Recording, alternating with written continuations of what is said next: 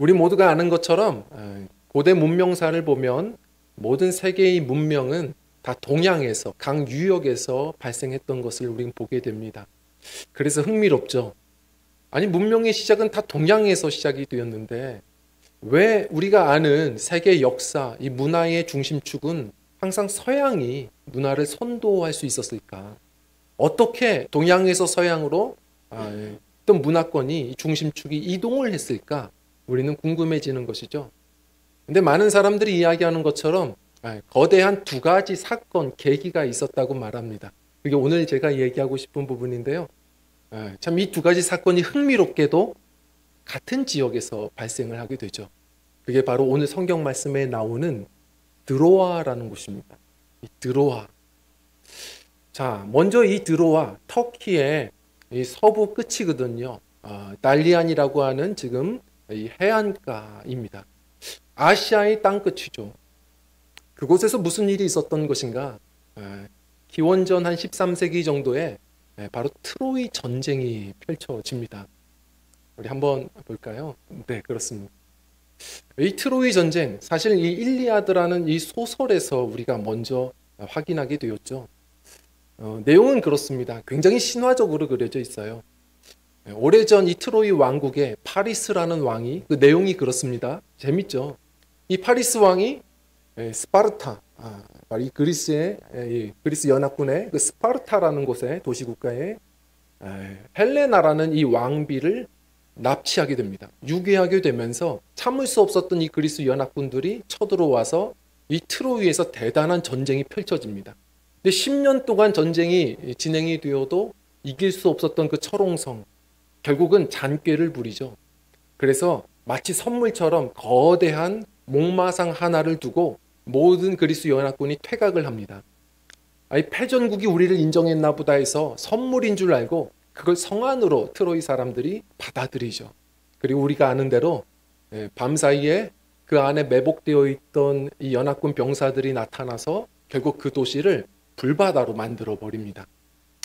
근데 이 이야기가 그저 그냥 신화라고만 생각을 했었는데 그러나 역사가 헤로도투스가 이런 비슷한 일들이 똑같지는 않지만 이 비슷한 사건이 실제적으로 있었다라고 이야기를 하죠.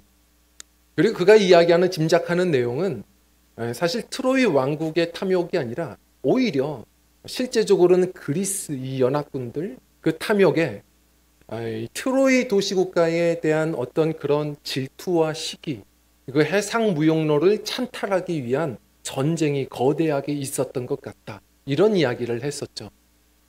그리고 우리가 알다시피 19세기 말에 하인리 슐리만이라고 하는 이 위대한 또 이 고고학자가 이 트로이 유적지를 발견하게 되면서 이게 실제적으로 있었던 탐욕의 전쟁사구나. 그래서 많은 학자들이 이런 얘기를 통해서 이 일들을 통해서 동서양이 계속되어 이 전쟁을 통하여 보복전은 계속 이루어지게 되고 결국은 동양에서 서양으로 문명권이 문화권이 이동하게 되는 일이 벌어진 시작이 되었다. 이런 말들을 합니다. 탐욕의 전쟁사죠. 그런데 이곳에 기원 후 한 50년경쯤 누가 이곳을 가게 되죠? 사도 바울입니다.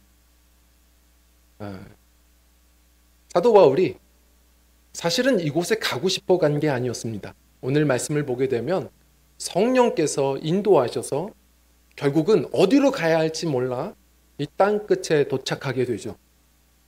그곳에서 고민하고 기도하는 가운데 환상을 보게 되고 그러면서 유럽으로 배를 타고 그 땅 너머에 바다 건너에 바로 유럽 땅에 도착하게 됩니다.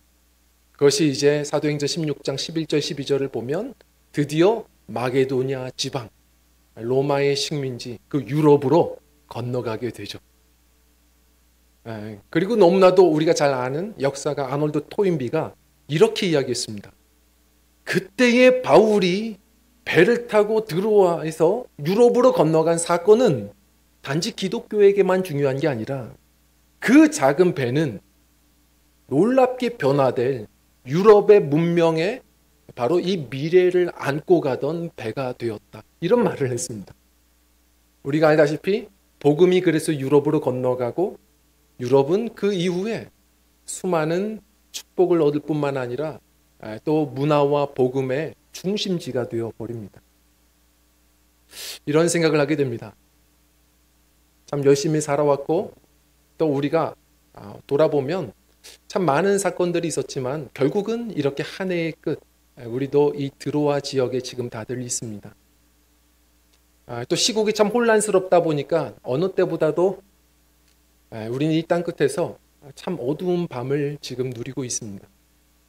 그렇지만 살아있는 사람들은 이 순간에도 꿈을 꾸며 살아가죠. 특히나 하나님의 사람들은 성령으로 꿈을 꾸는 자들이라고 이야기를 합니다. 자, 그런데 우리는 스스로가 물어야 합니다. 내가 지금 꿈꾸고 있는 이 꿈은 하나님과 상관이 있는 것인가? 같은 자리에 있을지라도요, 그 꿈이 다 다양한 것 같습니다. 우리는 이 끝에서 점검해 봐야 됩니다. 주님이 부르시는 날까지 우린 계속해서 기나긴 항해를 해야 되는데 과연 나는 지금 내 욕심의 꿈을 꾸고 있는가? 아니면 주님 주신 소명의 꿈을 꾸고 있는가? 지금 내가 나아가는 길은 다른 사람 다치게 하며 결국은 나만 잘 되면 되는 그런 전쟁인가? 아니면 모두를 유익하게 하는 하나님의 꿈, 선교인가? 우린 돌아봐야 됩니다.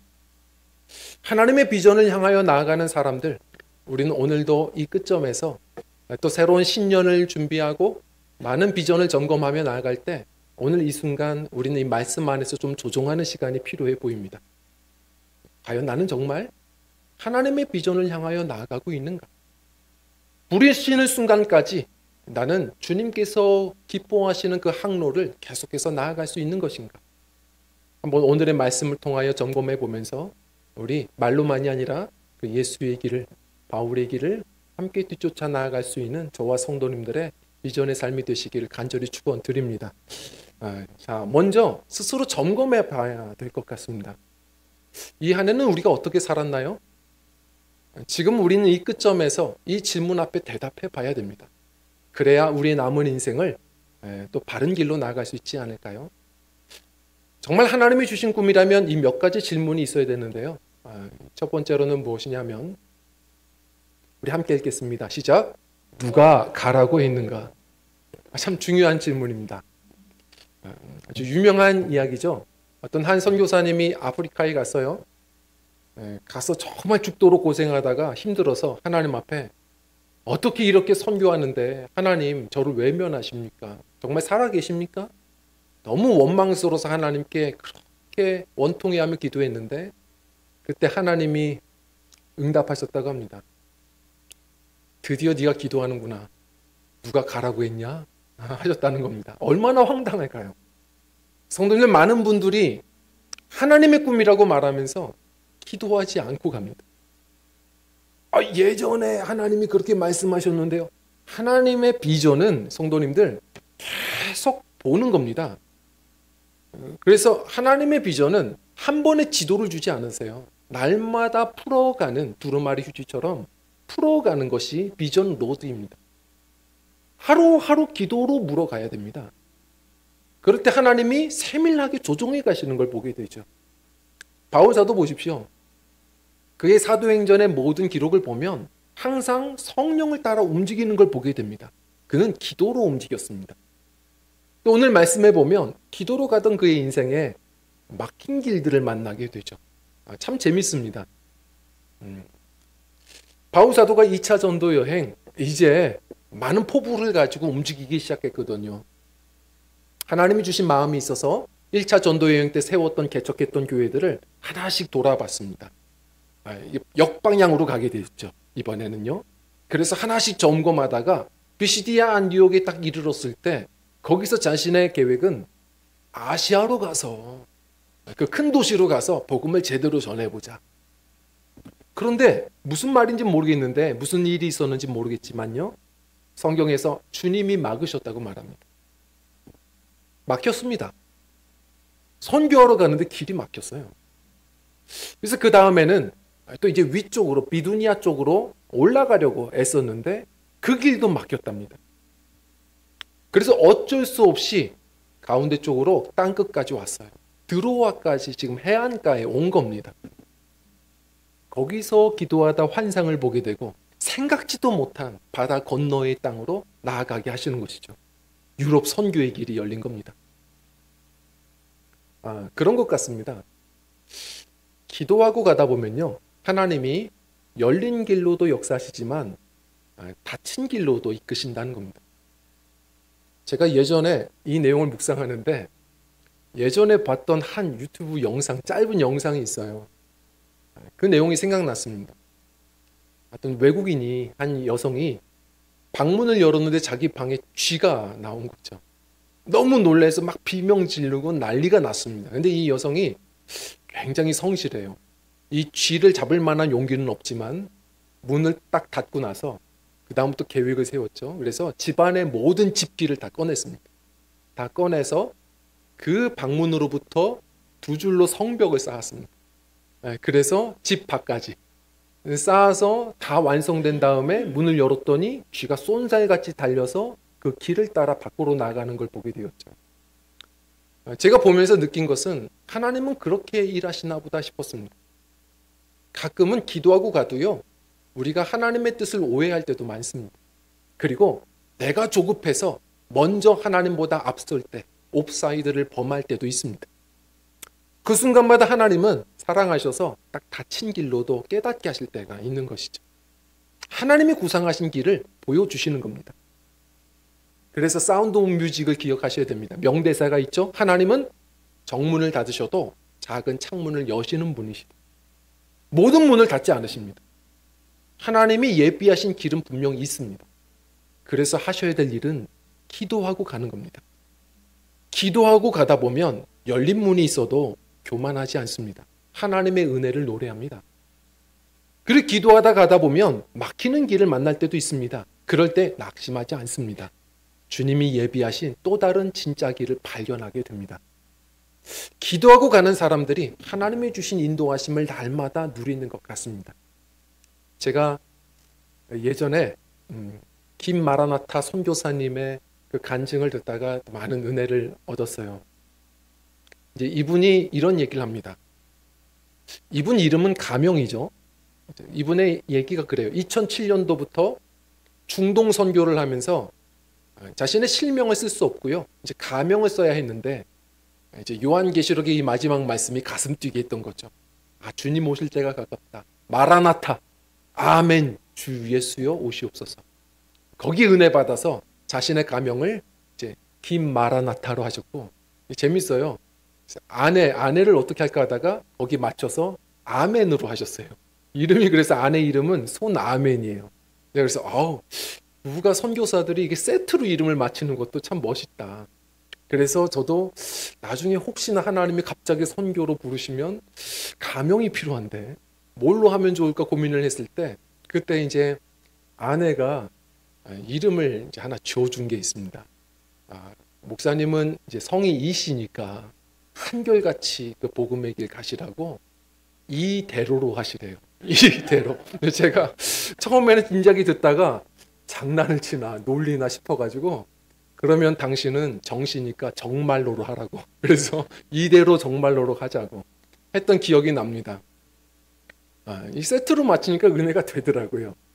그런데 이분이 그런 얘기를 해요. 자신이 처음부터 그런 선교의 꿈이 전혀 없었다는 겁니다. 자신은 사실 모태신앙이었지만 그런데 젊은 시절에 예수님을 떠났었다 말을 하죠. 왜냐하면 그 집안에 자신의 동생이 다운 증후군으로 태어난 겁니다. 집안 하루하루가 어땠을까요? 살아가면서 느꼈답니다. 이분은 모태신앙으로 하나님이 살아계신다는 건 인정하겠더래요. 근데 그 살아계신 하나님이 정말 공평하신 분인가? 공의로우신 분인가? 선하신 분인가? 그게 의심이 되더랍니다. 어떻게 선하시고 공평하신 분이라면 예수 믿는 가정을 이렇게 내버려 두실 수가 있는가? 그래서 어릴 때는 어쩔 수 없이 마음으로 예수님을 떠났다가 나중에는 독립하고 나서는 아예 교회를 가지 않고 술독에 빠져 살았다고 하죠. 대학 시절 완전히 술독에 빠져서 하루하루 방황하며 사는데 어떻게 무슨 계기가 있었느냐? 한 번은 친구들과의 만남에 나갔더니 다들 술 마셔요. 한참 마시고 있는데 거기에서 처음 본 친구가 술을 한 잔도 마시지 않습니다. 왜 그러냐? 한 잔 마셔라 그랬더니 나는 교회를 다닌다고. 예수님 믿는다. 그래서 갑자기 마음에 충격이 좀 있어서 여기서 무너지면 안 된다 생각해서 야, 뭘 그러냐?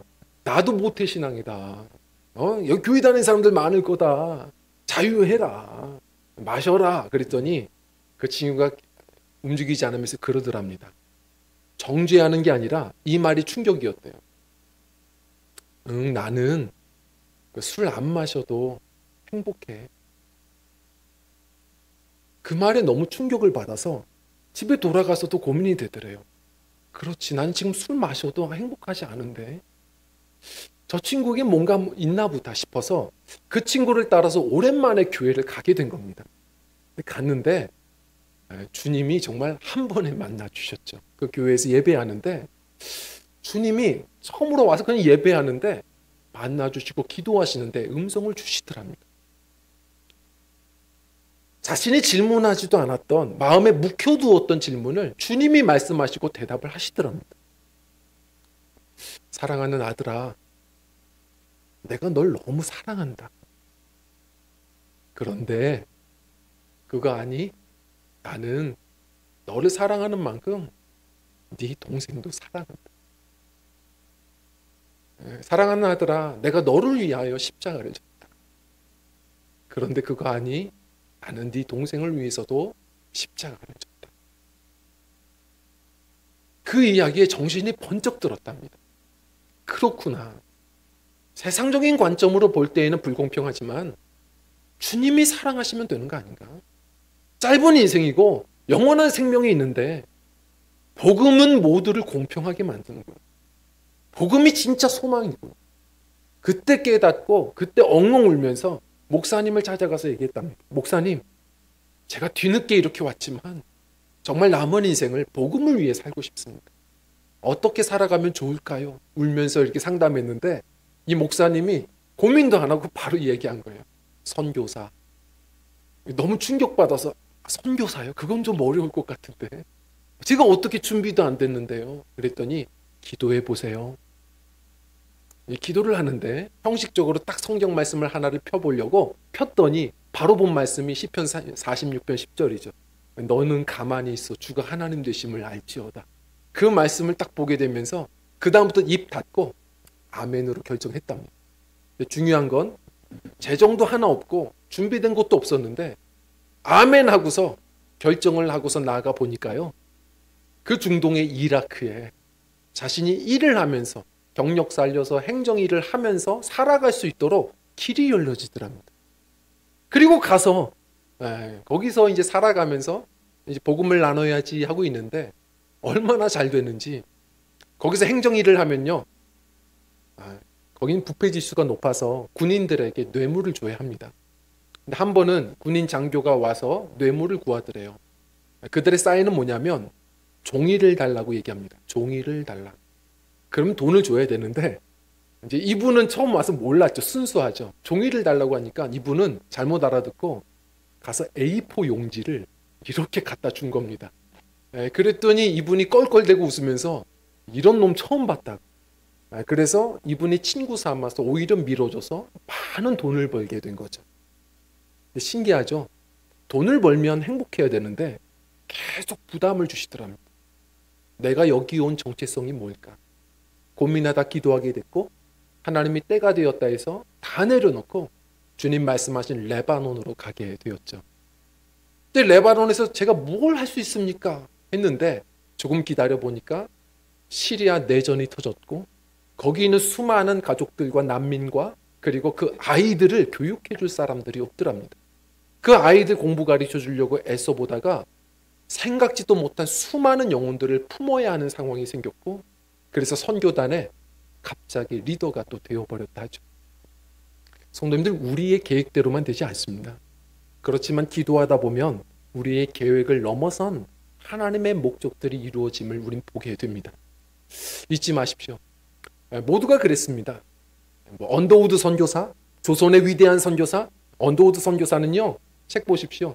그분은 조선을 꿈꿔본 적이 없습니다. 계속 인도문을 두드리다가 막히고 막혀서 기도하는 가운데 조선이라는 곳을 하나님이 보여주셨고, 그래서 오게 된 것이죠. 리빙스턴과 같은 사람들, 이런 분들도 마찬가지입니다. 중국 선교사를 꿈꿨죠. 그렇지만 막히고 막혀서 아프리카로 갔더니 아프리카의 성인이 되었습니다. 마틴 루터요, 법관 되려고 했습니다. 그러다가 옆에서 벼락 맞고 죽은 친구를 보면서 왜 그는 죽었고 나는 살았을까 멈춰서 한번 고민하다가 남은 인생 주님 앞에 사죄의 길을 걷겠다 결심했고 종교개혁의 선구자가 되었죠. 우리 계획대로만 되지는 않습니다. 그러나 기도하고 가다 보면 주님께서 주님의 길을 찾게 하시고 인도하시며 하나님이 우리를 부르신 선한 목적을 따라 결국 우리를 이끌어 가심을 보게 됩니다. 우리 기도로 날마다 주님 주신 길로 찾아 나아갈 수 있는 우리 승리하는 믿음의 여정들이 되셨으면 좋겠습니다. 그리고 우리 두 번째로는요, 우리 함께 읽겠습니다. 시작. 손에 무엇을 들고 있는가. 아멘. 정말 우리 주님의 길을 걷는다면, 정말 하나님의 비전으로 우리가 살아간다면 점검하셔야 됩니다. 말로만 아니라 진짜 그 길을 간다면 지금 내가 손에 무엇을 들고 있는지를 보셔야 됩니다. 다윗이 고백한 것처럼 골리앗에게 뭐라고 말하죠? 네 손에 칼과 창과 단창, 너는 그걸로 내게 나오려 하지만 나는 만군의 여호와의 이름으로 내게 나간다. 무엇을 들고 계시는지를 보셔야 됩니다. 그 CCC 전 총재 김준곤 박사님이 그렇게 열창했던 노래가 지금도 쟁쟁하죠? 한 손에 복음 들고 한 손에 사랑을 들고 이 땅 구석구석 누비는 나라 되게 하소서. 어디로 가는 것도 중요하지만 정말 주의 길을 가는 사람들은 지금을 점검해야 됩니다. 지금 이 자리에서 내가 정말 복음으로 사랑으로 살아가고 있는지를 봐야 하는 것이죠. 사도 바울 보십시오. 그가 항상 결정적으로 하나님의 응답을 확신하고 나아갔던 이유가 뭐냐면 기도하다 보면 이게 들립니다. 오늘 말씀해 보면 환상이 보였어요. 이리로 와서 우리를 좀 도와주십시오. 마게도냐의 한 청년 환상이 보였습니다. 우리 조선에 왜 이렇게 선교사님들이 많이 왔던 겁니까? 숨은 영웅들이 있죠. 특히나 이수종 선생님이 그랬습니다. 일본 유학파였는데요. 이분은 언어가 되었다 보니까 선교사님들 통번역하면서 조선에서 삶을 도와줬고 더불어서 여전히 이 땅에 선교사님들이 필요하다 해서 자신이 할 수 있는 것 계속해서 크리스천 잡지에 자기 글을 실었습니다. 오늘의 말씀 말입니다. 선교사님들이요, 조선으로 와서 우리를 좀 도와주십시오. 많은 불쌍한 영혼들이 있습니다. 그 이야기, 그 잡지의 내용을 보고서 알지도 못했던 조선을 알게 되었고 존 헤론 선교사님도 그래서 오셨던 겁니다. 결국 많은 선교사님들이 조선의 땅을 밟게 되었죠. 하나님의 사명은, 비전은 사랑으로 사역하는 겁니다. 우리도 이미 사랑에 빚을 진 사람들이고요. 우리가 정말 주의 길을 가야 한다면 기도하다 보면 먼저는 내가 원하는 것들이 계속해서 올라옵니다. 근데 그 뜬물이 가라앉으면 주님께서 많은 불쌍한 영혼들의 소리도 들리게 해주세요. 이리로 와서 우리를 좀 도와주십시오. 그 음성 들어야 됩니다. 그럴 때 전쟁이 아니라 선교의 소명을 또 갖게 되는 것 같습니다. 제가 참 좋아하는 분인데요. 이분의 이야기가 늘 항상 저에게는 귀감이 됩니다. 호주 멜란드 선교사님인데 이 더그 멜란드 선교사님은 사실 이 브라질의 훌리오 인디언들을 그렇게 섬겼던 사명자였습니다. 근데 왜 이분이 귀감이 되냐면 이분의 이야기를 보면 이분의 이름이 4번 바뀝니다. 4번 바뀌는데 먼저는 의료 선교하겠다고 훌리오 인디언들에게 갔죠. 거기서 이제 집을 짓고 살아가려고 하는데 그 인디오들이 먼저는 이분의 이름을 이렇게 붙여줬습니다. 뭐였냐면 첫 번째 이름 백인이었습니다. 백인. 이 무슨 얘기냐면 보통 백인들처럼 우리를 괴롭히려고 왔다. 저들은 악당이다. 그런 생각을 해서 마음을 닫고 그 이름을 붙여준 겁니다. 그냥 백인. 근데 이분은 계속해서 그곳에서 살아가면서 그들을 열심으로 섬기는 겁니다. 정성껏 치료해 주면서 참 선한 일을 많이 하셨어요. 그러다 보니까 어느 순간 그들의 마음이 열려서 두 번째 이름이 붙여지게 되었죠. 그분을 뭐라고 불렀냐면 존경하는 백인으로 불렀어요. 존경하는. 백인은 백인인데 다른 백인과는 달라. 그렇게 불렀던 겁니다. 시간이 지나서 세 번째 이름이 붙었습니다. 이분이 멜랜드 선교사님이 그곳에서 살면서 아예 그들의 언어를 배웠습니다. 그리고 그들의 언어로 늘 아침마다 인사하고 그들과 대화하고 사귀고 그들의 문화를 배워서 그들의 문화로 살아가고 그들의 음식을 먹으며 친구가 되었죠. 어느 순간 세 번째 이름이 붙었습니다. 백인 인디오. 얼굴이 하얄 뿐이지 그는 우리와 똑같아. 우리의 친구야. 다들 마음을 열었습니다. 그러다가 한 번은 그 동네의 한 아이가 가다가 넘어져서 크게 사고를 당해요. 다리가 피로 철철 흐르는데 누구보다 먼저 발견해서 그 아이를 붙들어 가가지고 시내가에서 정성껏 치료하며 씻겨주고 있는 모습을 온 동네 사람들이 봅니다. 그리고 그 자리에서 그때서부터 이 사람의 이름이 마지막 이름이 붙어지죠. 하나님의 사람. 그는 하나님의 사람이야. 그는 진짜 그리스도인이야. 성도님들, 우리가 주님의 꿈을 향하여 나아간다고 말하면서 혹시 우리는 우리의 손에 무엇을 들고 살아가는지 점검해 보신 적이 있습니까? 내가 가는 길에 누가 건드리기만 하면 우리는 싸워야 하고 경쟁하고 그런 길을 걷고 있는 것은 아닌지를 생각해 봐야 됩니다. 너희가 나와 같이 사랑할 때 내 제자인 줄 알리라 하셨습니다. 한 손에 복음 들고 한 손에 사랑 들고 그렇게 나아가는 믿음의 여정이 되셔서 우리가 살아가는 주님이 심어놓으신 곳에서부터 우리의 이름은 흐려질지라도 그분의 이름이 빛나시는 일들이 오늘 하루하루에 일어나는 역사가 이루어지기를 간절히 축원드립니다. 그리고 마지막 세 번째입니다. 이 질문 한번 대답해야 됩니다. 우리 같이 읽어보겠습니다. 시작. 믿음으로 내딛었는가?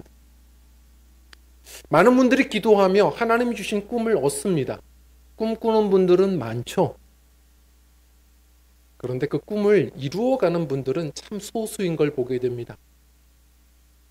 한번 점검해 보셔야 됩니다. 이 한 해 하나님이 주신 말씀이 마음이 참 많았는데 과연 나는 그 말씀 앞에 한 걸음 움직여 봤는가? 돌아보셔야 됩니다. 주님이 원하시는 것은 다른 것이 아닙니다. 기적은 주님이 하십니다. 우리가 할 일은 믿음의 한 걸음입니다.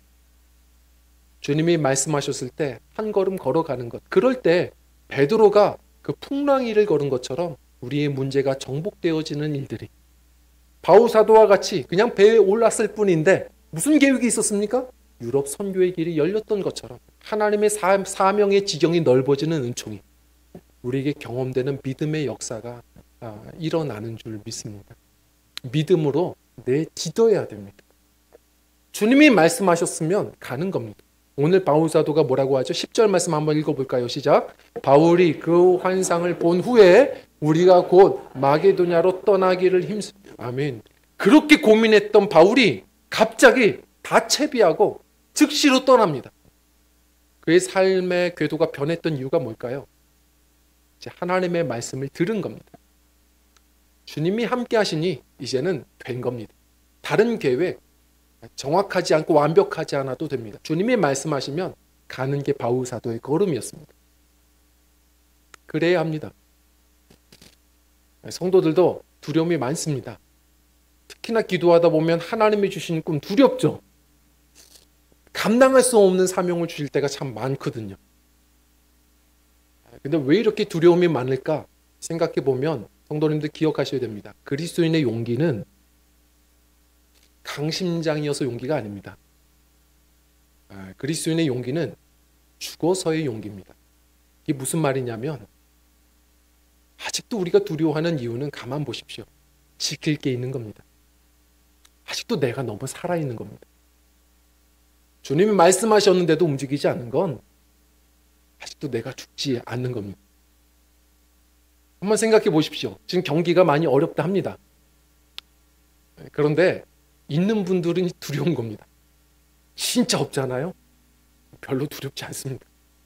원래 어려웠거든요. 여성분들도 마찬가지더라고요. 걱정하시는 분들이 있어요. 저는 나이가 드는 게 두렵습니다. 피부가 상하고 주름살이 많아지고. 이쁜 분들이 두려운 겁니다. 처음부터 별로 안 이쁘신 분들은 두렵지 않습니다. 워낙 피부 상했는데요. 별로 지킬 게 없습니다. 그래서 나이가 들면 두려운 거지 10대들은 두렵지 않아요. 지킬 게 없거든요. 우리 믿음의 사람들도 그렇습니다. 어느 순간 살다 보면 자꾸 두려워집니다. 지킬 게 있는 겁니다. 자꾸 내가 여전히 살아있는 겁니다. 성도님들, 예수 안에 죽은 우리들, 이제 내가 아니요 예수로 사는 사람들입니다. 날마다 스스로를 점검하셔서 내 경험, 내 지식, 내 판단, 적어도 주님의 말씀과 부딪힐 때는 내가 죽어야 됩니다. 주님의 말씀대로 다른 것도 아닙니다. 한 걸음 떼며 나아갈 때 풍랑을 밟는 일들이, 또한 큰 복음의 문이 열리는 것들이 보여지는 역사가 그때부터 일어나는 줄 믿습니다. 제가 지난 금요일 날도 잠시 나눴지만 안양시 기독교연합회 이번 총회가 있다고 해서 한번 이렇게 그래도 인사드려야 될 것 같아 오라고 해서 좀 가봤어요. 근데 입구에서 하는 그 임원의 그 임원분께서 한 분이 나오셔서 정문에서 인사를 하십니다. 이은일 목사님, 미안해요. 인사하는데 처음 인사가 미안해요 그래요. 이분이 나한테 뭘 잘못한 게 있나? 그래서 시간을 지나 봤더니 총회 마지막에 내년 안양시 기독교연합회 신임원을 발표하는데 제 이름이 들어가 있는 겁니다. 그래서 끝나자마자 제가 뭘 할 수 있을까요? 저는 지금 해야 될 일들이 많고 하는데 갑자기 우리 성도님들이 떠오르더라고요. 꼭 직분 맡기면 저는 못해요 하는 것처럼 제가 그러고 있더라고요. 그래서 제가 하긴 해야 될 것 같은데 제가 어떻게 할 수 있습니까? 그랬더니 용기를 주시더라고요. 저희가 오랫동안 해왔던 팀입니다. 저희들이 베테랑입니다. 목사님 그저 함께 존재해 주시면 힘이 됩니다. 그냥 함께 해주십시오. 다 하게 해드립니다. 위로가 되더라고요. 그 배너라는 영화 찰스 헤스턴 이 주인공이 했던 고백과 똑같지 않습니까? 그 엄청난 경주, 마차 경주를 이게 촬영해야 되는데 제가 어떻게 그 마차 경주 그 장면을 촬영할 수 있습니까? 감독이 얘기하죠. 그냥 마차에 올라타세요. 저희가 다 이기게 해드립니다. 우리의 인생의 감독이 부르셨습니다. 성도님들보다 성도님을 더 사랑하시고 성도님들보다 성도님들의 인생을 잘 아시는 분이 말씀하십니다. 매 순간 부딪히는 순간이 있겠지만 우리 두려울 때마다 기억하십시오. 아직 내가 죽지 않은 겁니다. 주님이 말씀하시면 말씀 따라 한 걸음 움직일 때 주님께서 더 많은 것으로 일하시고 역사하시는 줄 믿습니다. 그 비전의 길들을 또 신년에 더욱더 힘차게 걸어갈 수 있는 믿음의 여정이셨으면 좋겠습니다. 점검하셨으면 좋겠습니다. 이 한 해의 끝점, 우리는 과연 하나님의 꿈으로 나아가고 있는가? 우리 앞에 무엇이 보이시는지를 점검해 보십시오. 혹시 이 세상에, 이 탐욕에, 여전히 나의 잔꾀에 그런 목마가 보이시는 겁니까? 아니면 예수 그리스도 그 나무 십자가가 보이시는 겁니까? 십자가 바라보며 그 십자가의 길을 우리 걸으며 나아갈 수 있었으면 좋겠습니다. 말로만이 아니라 바울 사도처럼 정말 십자가의 길이라면 물어야 됩니다. 나는 나를 구원하신 나의 주님께 오늘 하루하루 의탁하며 물으며 나아가고 있는가? 그리고 그 주님과 함께 나는 사랑으로 동역하고 있는가? 그리고 오늘 하루하루 주시는 말씀을 따라 주님과 함께 믿음으로 동행하고 있는가? 믿음으로 질문하며 나아가시는 그런 항해가 되셔서 우리 적어도 남은 인생은 마이 스토리가 아니라 내 이야기가 아니라 히스토리, 그분의 역사, 그분의 이야기를 이뤄내며 살아갈 수 있는 믿음의 여정, 거룩한 우리 믿음의 공동체 저와 성도님들의 신앙 여정이 되시기를 간절히 축원드립니다. 우리 함께 찬양하고 기도하는 시간 갖겠습니다.